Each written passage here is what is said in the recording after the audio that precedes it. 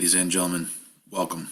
Section 5.6, last section of chapter 5 already. This one goes quick. Okay, we're going to be graphing inequalities today. I'm talking about like x-axis, y-axis graphing inequalities today. After watching this, my whole goal is you will be able to graph a linear inequality in two variables. Fancy way of saying graph on the x-y axis. It's going to be written in slope-intercept form. So brush up on that. Hopefully you have it memorized. Key things are you're going to know when to use a dotted line or a solid line, and you're going to know when to use shade above the line or shade below the line. Those are key things we're going to be looking at today. So remember, when solving inequalities, which is what we've been doing for the previous 4 or 5 sections, depending on how you want to count it, it's the same as solving regular equations. You just have to graph the entire solution set. That's the only real difference that we've made. So if we had an equation or an inequality like x plus 4 is less than 3, we'd solve it just like it was x plus 4 equals 3. We'd subtract 4 from both sides. We have x is less than -1. The only thing now is we had to graph that entire solution set because it wasn't just -1 wasn't part of our solution. In fact, -1 is not part of our solution. It's everything less than that. So -1.001, -2, -576, all make this true. So we do the open dot because -1 is not part of the solution, and then shade everything else to the left because everything less than that would still work. Same thing here. X plus 5 is greater than or equal to -5. Add 8 to both sides. -5 plus 8 is 3. Solid dot, everything to the right. Solid dot because 3 would also work. 3.001 would work.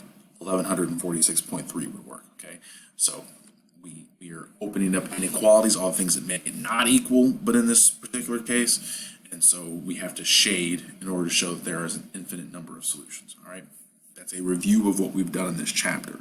Now we're going to take that out of the number line and just x, and put it on a x and y axis and bring y into the equation. Okay, so we're going to be graphing inequalities.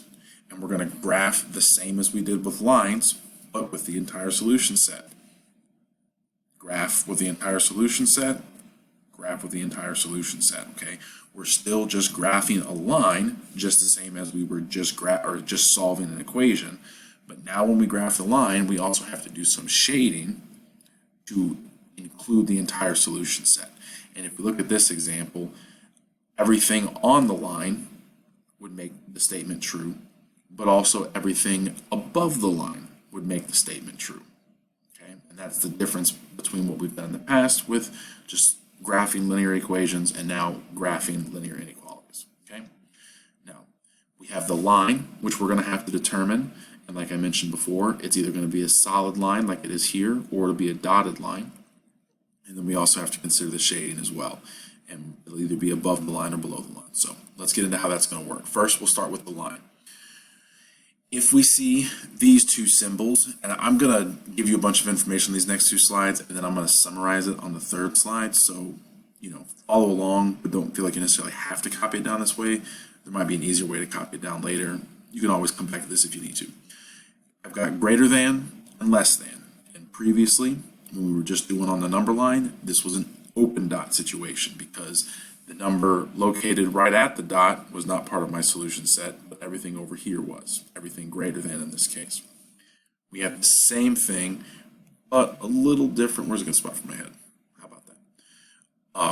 Now instead of an open dot, we have a dotted line. Everything on the line wouldn't work, but then everything above the line or below the line, which we'll talk about in the next page, that will work. So we have, instead of an open dot, in these cases where there's no line underneath, we have a dotted line when there's no line underneath. Move my head again. If we have these greater than or equal to, or less than or equal to, previously it was closed dot. Well, now when we're graphing, what kind of a line do you think it'll be? I know you said solid line. It was going to be a solid line. Okay, so these are direct parallels to each other, right? Open dot becomes dotted line, closed dot becomes solid line. Makes a lot of sense. Everything on the line will be part of your solution set. Everything on the line will not be part of your solution set, just like closed dot part of the solution, open dot not part of the solution. Okay. Okay. Now with the shading, and again, it's a choppy transition. I screwed up. I like to point out when I make flaws. With the shading, okay, it's going to be very similar again to what we did before. Okay. Now we have greater than and greater than or equal to, right? And previously that meant shade to the right, right? We talked about follow the arrow, the arrow's pointing to the right, so we shade to the right. Well, it doesn't really work with graphing in 2 dimensions, right? When we're doing the X and the Y axis. But since both of these mean greater than or equal to, then when it comes time to do the shading, we shade above, right? Greater than, those are the bigger numbers, those are the higher numbers, so it's everything above the line, okay? So what used to be shade right now becomes shade above, okay? And then similarly, as you can probably guess, well, less than or equal to used to mean shade left, now it means shade below, okay? Get my head out of the way. Like I said, I made this pretty on the next slide, but you can kind of see now what we're talking about, okay?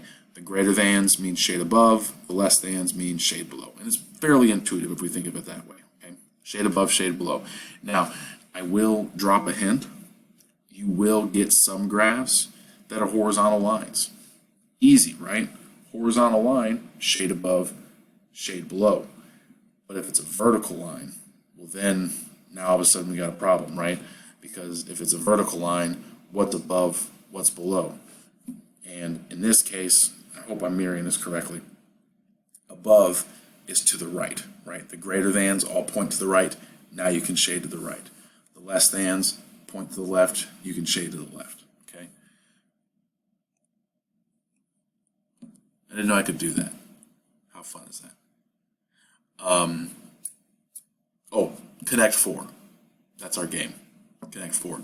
Kind of fits because on the next slide, we got 4 boxes, okay? I want you to, there we go. I want you to pause the video and have this chart down, okay? 4 boxes. This is greater than, this is greater than or equal to. This is less than, this is less than or equal to. And as you can see, it breaks down what you should draw. If you see a greater than, it's a dotted line, you shade above. You see a less than, it's a dotted line, shade below. Now, as you're copying this down, I do want to make one note. This depends on the inequality being in slope-intercept form, and in particular, the y equals, right? So I need the y to be on the left for this to be true. Just like in previous sections we said the x had to be on the left, or whatever the variable was had to be on the left. We want the y to be on the left. Now, I'm not going to give you one where it's not, I don't think. Let me check the homework. Of course, there's a couple of them. Yeah, there's always a couple of them. We'll talk about those in the next video. But generally speaking, the y should be on the left, and we want the y to be on the left. Okay? Now, I mentioned next video because this is a 2-parter. I want to show you guys how to do this, but we're going to use Desmos again since we don't have worksheets to hand out with graphing. And instead of showing you how to sketch, we're going to sketch on the computer. So, like I said, get this copy down if you haven't. Don't forget to Connect 4, and we'll see you in the next video. Thank you.